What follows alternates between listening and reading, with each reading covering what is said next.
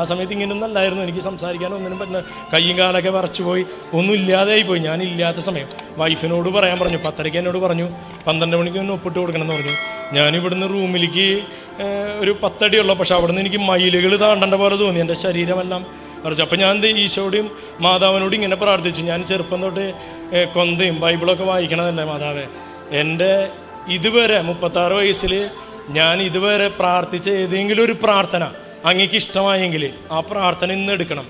ഞാൻ ഇതുവരെ ചെയ്ത ഒരുപാട് നന്മകളിൽ ഏതെങ്കിലും ആത്മാർത്ഥമായിട്ടൊരു നന്മ ഞാൻ ചെയ്തെന്ന് അങ്ങേക്ക് തോന്നുകയാണെങ്കിൽ അതും ഈ സമയത്ത് എൻ്റെ മകന് കൂട്ടായിട്ടിരിക്കണേ എന്ന് വെച്ച് ഞാൻ പ്രാർത്ഥിച്ചു.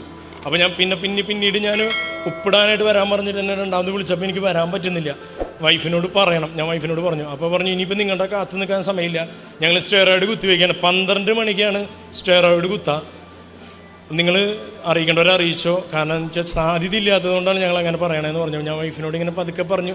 ഇതിനിടയിൽ വേറൊരു സംഭവം എന്ന് വെച്ച് കഴിഞ്ഞാൽ ഇവൻ്റെ ജീവൻ രക്ഷിക്കാനായിട്ട് ഈ തൃശ്ശൂർ ഈ ഇതൊക്കെ ഉണ്ട്, ചാത്തൻ സേവ കാര്യങ്ങൾ, അവിടെ നിന്ന് ഒരാളെന്നോട് നിരന്തരമായിട്ട് ഒരാഴ്ച മുന്നേ ഇവൻ്റെ 2ാമത്തെ ഓപ്പറേഷൻ കഴിഞ്ഞപ്പോൾ തൊട്ട് പറഞ്ഞു തുടങ്ങി, ഇവനെ 8 ലക്ഷം ഉറുപ്പ്യ തരാം, നിങ്ങളെ കൊച്ചിനെ കൊണ്ടുപോകാം. അപ്പോൾ എനിക്കത് അറിയില്ല എന്തിനാ അവർ കൊണ്ടുവരാൻ. 8 ലക്ഷം ഉറുപ്പ്യ വന്നു കഴിഞ്ഞാൽ 8 ലക്ഷം ഉറുപ്പ്യം തരാം, ഇവനെയും കൊണ്ടുപോകാം, ഞങ്ങൾ ഇവനെ ശരിയാക്കി തരാമെന്ന് പറഞ്ഞു. അപ്പോൾ ഞാൻ ആളോട് ഈ സംഭവം ഉണ്ടാവണേക്കെ ഒരു ദിവസം മുന്നേ പറഞ്ഞു, തലേ ദിവസം പറഞ്ഞു, അതായത് എനിക്ക് പിശാസിൻ്റെ കൊച്ചിനെ വേണ്ട, എനിക്ക് ദൈവത്തിൻ്റെ കൊച്ചനെങ്കിൽ മാത്രം എനിക്ക് കിട്ടിയാൽ മതി.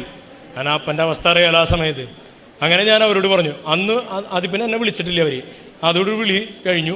പിറ്റേ ദിവസമാണ് ഈ സംഭവം ഉണ്ടാവുന്നത്, കൊച്ചു മരിക്കുമെന്ന് പറയുന്നത്. അപ്പം ഓട്ടോമാറ്റിക്കായിട്ട് എൻ്റെ മനസ്സിൽ തോന്നി, ദൈവമേ, ഞാൻ ഇത്രയും സ്ട്രോങ് ആയി നിന്ന് ഇത്രയും കാലം ഞാൻ ഉപവസിച്ച് പ്രാർത്ഥിച്ച് ഈ 13ാമത്തെ ദിവസം തൊട്ട് 3 പ്രാവശ്യം ഓരോ ദിവസം ഓരോ അധ്യായം വായിച്ച് ബൈബിൾ തീർത്ത് എൻ്റെ ഗതികേട് ഇങ്ങനെയായി.